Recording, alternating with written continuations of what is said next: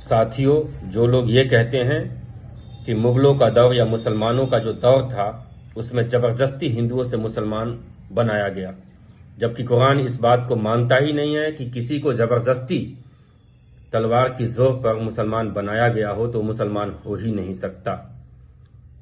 ये राजनीतिक फायदे के लिए किया जा रहा है। इसका चंद एग्जाम्पल मैं आपको दे रहा हूं। मुगल दरबार में किन किन मंदिरों को सुरक्षित किया गया था। जैसा कि बताया गया है कि मुगल जो दौर था वो हिंदुस्तान के पंडितों के लिए, ब्राह्मणों के लिए सबसे बेहतरीन गोल्डन पीरियड था वो। जैसा कि अकबर द्वारा तमाम मंदिरों को संरक्षित किया गया, जिसमें गोविंद देव जी मंदिर वृंदावन को अकबर ने संरक्षित किया, उसके लिए पैसे दिए। मंदिर के पुजारियों को 100-100 बीघा जमीन दी गई। मंदिर को कर मुक्त कर दिया गया, कोई टैक्स नहीं। ये बाकायदा आर नाथ की जो किताब है आर्किटेक्चर ऑफ वृंदावन, उसमें आपको मिल जाएगा। आईने अकबरी में भी आपको बुक नंबर 2 में मिल जाएगा। ये दूसरा, गोपीनाथ मंदिर जो वृंदावन में है उसको भी अकबर ने संरक्षित किया और ब्राह्मणों को हमेशा हमेशा के लिए दान दिया, अनुदान देता रहा। ये भी आपको रिलीजियस ऑफ पॉलिसी अकबर की जो किताब है उसमें मिल जाएगा। एक और मंदिर है जगन्नाथ पुरी की जो मंदिर है उसको भी अकबर ने संरक्षित किया था। एक और नाम है काशी जो बनारस में आता है, वहां की मंदिर और पाठशालाओं के लिए भी अकबर ने बहुत सारे पैसे दिए और अकबर ने तो साथ में 30 गांव भी दान दे दिया था काशी विश्वनाथ के लिए। हरिद्वार के मठों के लिए अकबर ने दान दिया था, जिसमें रेफरेंस S.A. रिजवी की जो बुक है religious policies of Mughal Ampere's, इसमें आपको मिल जाएगा। यही काम जहांगीर ने भी किया था। जहांगीर के टाइम पर सोमनाथ मंदिर को संरक्षित किया गया था। उन्हें और वहां के जो पुजारी थे उन पुजारियों को बहुत सारे पैसे दिए गए, अनुदान दिया गया, उन्हें जमीनें दी गई।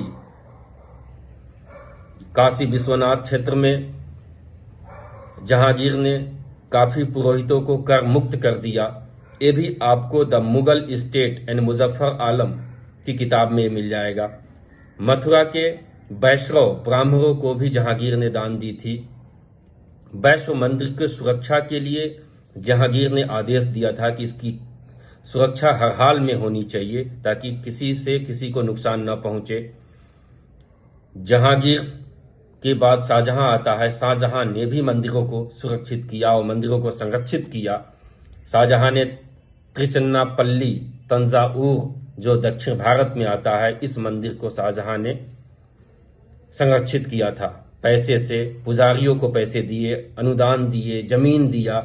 ये बाकायदा आपको south India under the Mughals Bortenstein की किताब है, उसमें आपको मिल जाएगा। शाहजहां ने भी वृंदावन के मंदिरों को सुरक्षा प्रदान किया और संरक्षित किया। कृष्ण भक्त ब्राह्मणों के आश्रमों को शाहजहां ने बहुत बड़े लेवल पर अनुदान दिया था। ये भी आर नाथ की बुक आती है आर्किटेक्चर ऑफ वृंदावन, इसमें मिल जाएगा।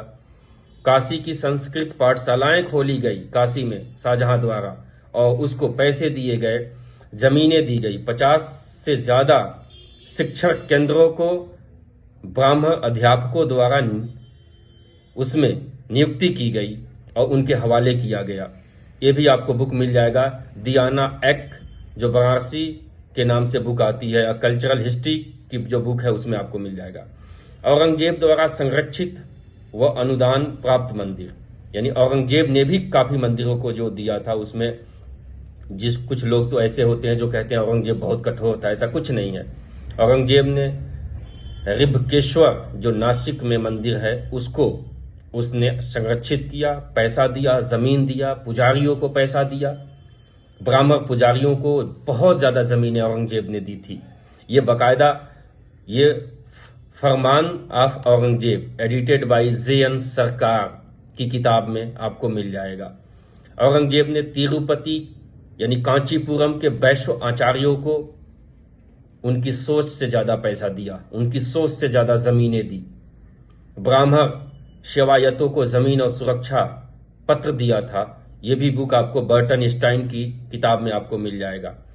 कश्मीर के पंडित विद्वानों को औरंगजेब ने बहुत सारी जागीरें दी थी, जमीन के साथ साथ पैसे भी दिए थे।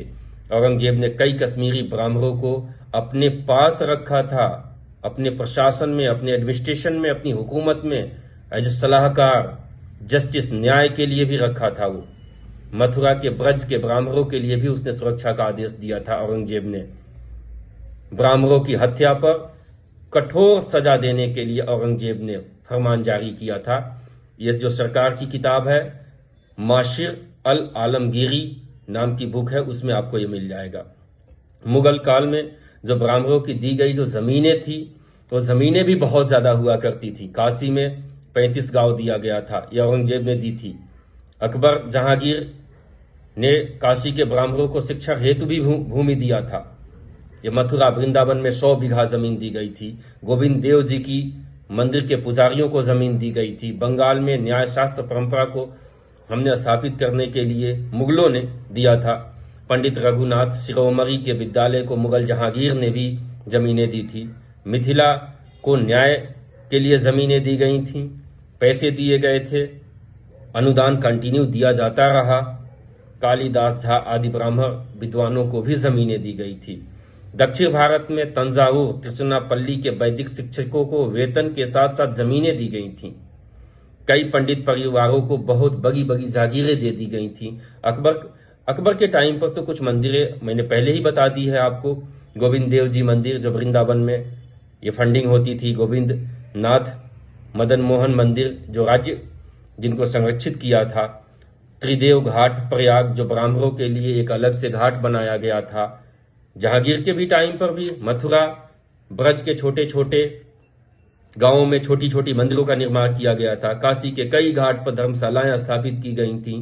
पुरी के जगन्नाथ मंदिर को पुनः उसको रेनोवेशन के लिए, यानी दोबारा से अच्छे ढंग से उसको जहां मरम्मत करवाने के लिए पैसे दिए गए, दोबारा से उस जमीन को और बढ़ाया गया था कि इसको और जमीन दे दो। ये सब चीजें की गई। औरंगजेब ने भी त्र्यंबकेश्वर नासिक में मंदिरों को, जागीरों की पुष्टि को बताता है। ये तमाम चीजें कैसे मुगल गलत हो सकते हैं, आप खुद सोचो। ये सब चीजें मनगढ़ंत किस्से और कहानियां हैं जो हमारे और आपके बीच दुश्मनी को पैदा करने के लिए दिया गया है। ये बाकायदा एनसीईआरटी में भी मिल जाएगा, तमाम किताबें हैं वहां भी मिल जाएगा। लेकिन अगर आप कुछ नहीं कर सकते तो कम से कम इतना तो कर सकते हैं कि पुरानी बातों को भूल करके नए सिरे से आप क्या कर सकते हैं ये तो करें।